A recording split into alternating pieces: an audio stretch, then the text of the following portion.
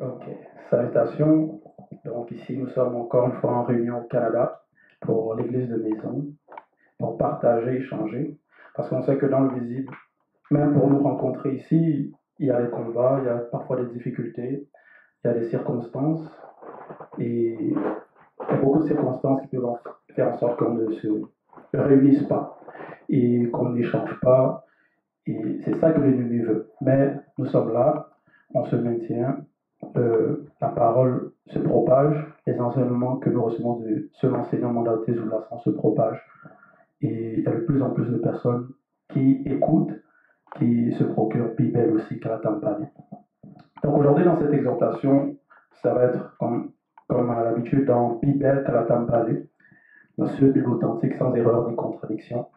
On va aller dans le livre de Proverbes, la sagesse. Donc, Bialabamunia, Proverbes, au chapitre 3 et au verset 27 à 35. Donc, ça va être aimer son prochain selon le verbe. Parce que nous savons que dans les exhortations les enseignements que nous recevons du Molédi, nous recommandent toujours d'être de bonnes personnes. Et ça, c'est la base même par rapport à notre sanctification. Nous devons être de bonnes personnes. Parce que lorsque nous allons à l'encontre des enseignements, des enseignements que nous recevons, lorsque nous désobéissons aux lois, on a une conscience qui nous juge, qui nous accuse. Et il faut être toujours en accord avec cette conscience-là, cette bonne conscience, parce que c'est même notre nature même. Ça, c'est la bonne nature selon le verbe, de ne pas désobéir, donc de toujours se maintenir dans la voie de la sanctification. Donc, de ne pas opprimer son prochain, parce que, quand on dit ici, aimer son prochain selon le verbe, c'est pas de n'importe quelle manière, parce qu'il y a des personnes dans le visible, ils vont dire qu'ils s'aiment et tout, mais dans leur foyer, ils vont s'insulter, ils vont se bagarrer, et après, que ce soit même dans la vie de couple, ou même les amis, ça va être ça, parfois les bagarres, tout ça là, les injures, ça c'est pas s'aimer selon le verbe, ça c'est selon le monde. Au verset 27, il est dit donc dans Bialabamunia Proverbe, chapitre 3, verset 27, ne refuse pas un bienfait à celui qui y a droit selon le verbe, virgule. Donc ici on parle déjà de partager, d'être aimable et de ne pas avoir cette réserve-là de donner à celui qui en a besoin. Ça peut être un bienfait, ça peut être aussi simplement de conseils, ça n'a pas besoin d'être nécessairement des biens financiers. Ça peut être aussi celui qui a besoin de conseils, celui qui a besoin de fortification, celui qui a besoin d'une parole de reconfortement. Donc ne refuse pas un bienfait à celui qui a droit. Parce que ce n'est pas tout le monde qu'on doit donner.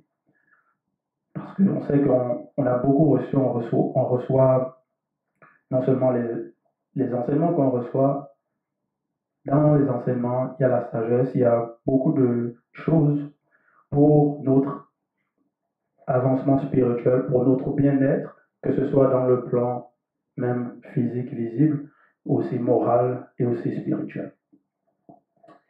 Donc, il ne faut pas refuser à celui qui a le droit. Quand tu as le pouvoir de l'accorder. Donc, c'est bien sûr selon les moyens, selon les dispositions. Parce que tu ne vas pas donner juste pour donner et après toi-même, tu te retrouves dans des difficultés.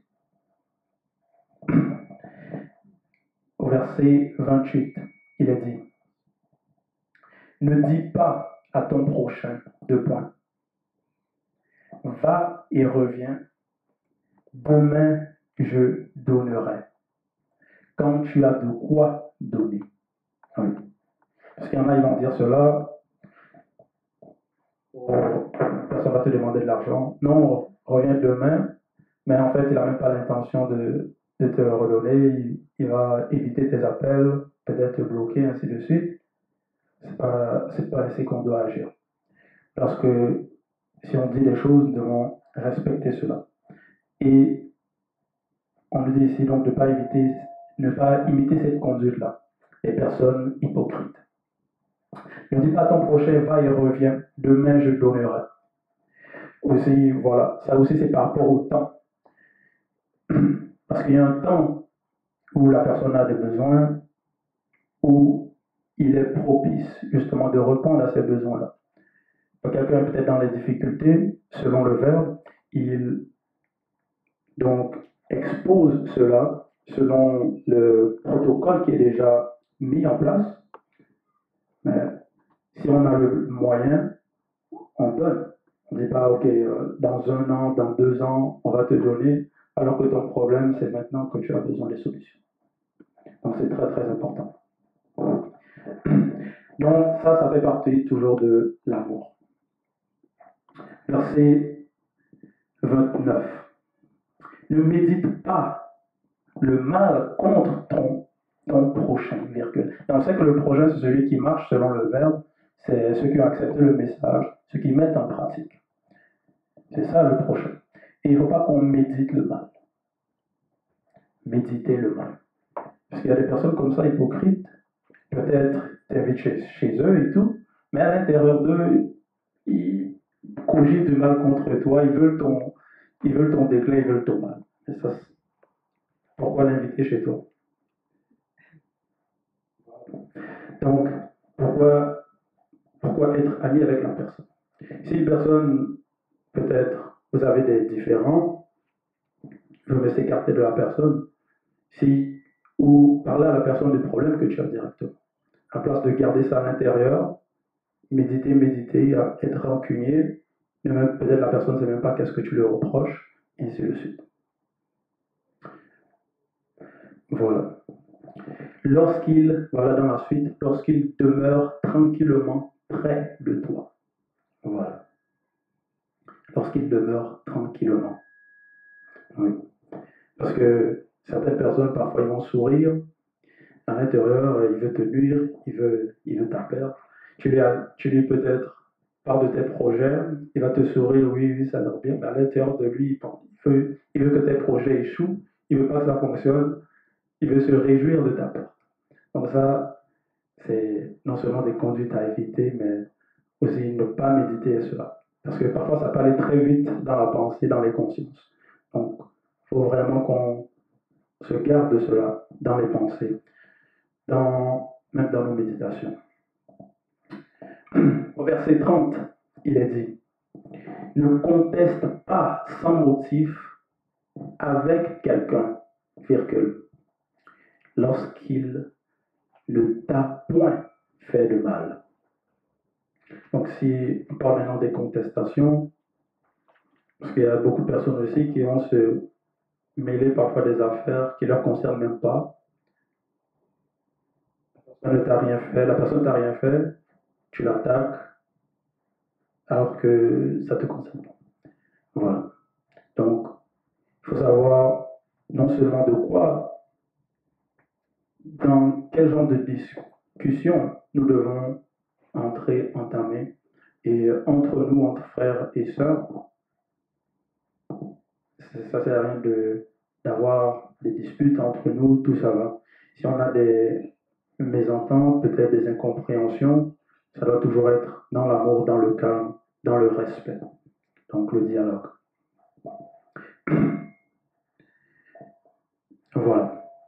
Verset 31. Ne porte pas l'envie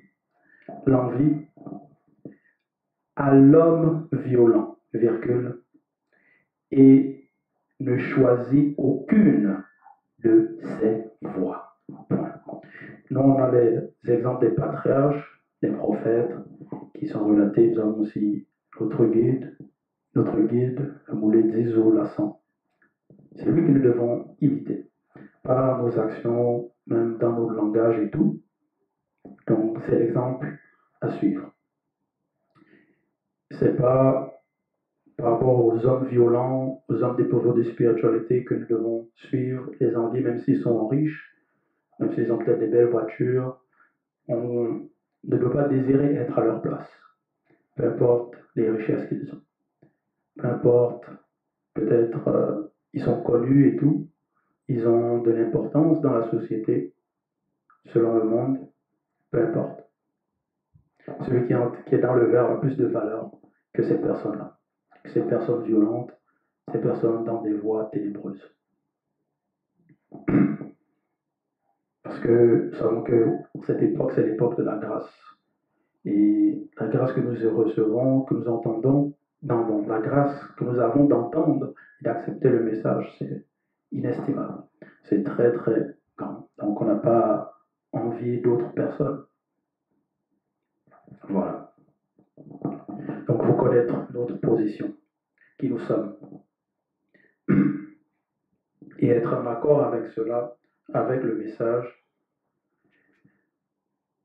par rapport aussi donc à éviter donc la conduite de ces personnes et être donc conduit selon le verbe. Donc par le motif sanguin. Verset 32. Car Mundima Beko qui s'est dit, donc l'entité des châtiments charge du domaine de la nature, en horreur les hommes pervers, virgule. Voilà. Donc ça c'est l'entité, c'est une entité du grand ordre des choses. Mais il est un allié pour les hommes droits connus. Point. Donc si nous avons un allié comme ça, comme Ntima Beko qui s'est dit, qui fait trembler les nations, qui, voilà, même par rapport à ceux qui vont se dire roi, puissant, tout, Ntima Beko qui a le pouvoir de les écraser, de les envoyer dans la tombe, dans l'après-vie. Donc, si on a un allié tel, nous n'avons pas envie qui que ce soit à désirer être comme qui que ce soit qui n'est pas selon le verbe. Voilà. Verset 33. Les démons de malédiction sont dans la maison du méchant. Virgule. Oui. Il y a la malédiction. Même si certaines personnes ne s'en aperçoivent pas, ne se rendent pas compte, parce que certains peuvent dire, bon, les méchants, ils subsistent, ils vivent longtemps et tout, mais sans se rendre compte que il y a déjà la malédiction qui est sur eux. Il faut être spirituel pour comprendre ces choses.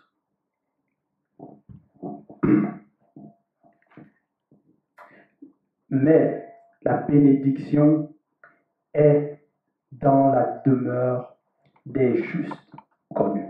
Point. Voilà. La bénédiction est dans la demeure des justes connus. Donc si on est droit, on persévère dans l'application, dans la sainteté, dans la mise en pratique, on n'abandonne pas, malgré les épreuves, malgré peut-être les tribulations. On manifeste toujours là cet amour du prochain, de son prochain selon le verbe. Donc ça peut être, voilà, comme j'ai dit, par rapport aux paroles, être aimable, accueillant, voilà, hospitalier, joyeux, voilà, tout. Tout selon le verbe. Donc en agissant ici, on est des justes connus. Voilà. Verset 34. Les moqueurs sont la risée des démons de moquerie. Virgule. Ah. Ceux peut-être qui sont sur le net, c'est souvent ça, c'est juste des moqueurs, parce que c'est la rigolade pour eux. Ils font des blagues, le mensonge, tout, ils aiment se moquer des autres, ridiculiser les autres, et parfois c'est non seulement pour se sentir exister, c'est pour rabaisser les autres, pour eux-mêmes, en cela, prendre de la valeur, selon le visible. C'est-à-dire en rabaissant les autres, ils se sentent plus grands, ils se sentent plus importants. Donc voilà leur plaisir. Mais on nous dit ici, les moqueurs sont la risée des démons de moquerie. Virgule. Mais la grâce couvre les humbles connus. Point. Ouais. Verset 35. Les sages connus hériteront la gloire. Les sages connus. Parce que ici on est dans le proverbe, c'est la sagesse. Donc les sages connus, ceux qui mettent en pratique, ceux qui écoutent. Parce que le commencement de la sagesse, c'est la crainte du respect qui est dû à l'Oba. Donc, l'Oba, l'unique créateur. Donc, c'est là la sagesse. Non pas ceux qui vont dans les fausses églises, les fausses assemblées, qui s'insultent, qui vont le dimanche avec les perruques, tout ça là, non. Ici, on parle des sages connus. Selon le verbe, les sages connus hériteront la gloire. Virgule. Mais les insensés sont ceux qui n'écoutent pas, qui se moquent, qui ne se repentent pas, qui ne sont pas humbles, qui ne se remettent pas en question, qui veulent tout le temps avoir raison, qui veulent tout le temps débattre, se disputer et tout. Les insensés ont la honte en partage. Voilà. Donc, c'était l'exhortation, c'était le message pour aujourd'hui, pour la manifestation de la grâce de l'Oba.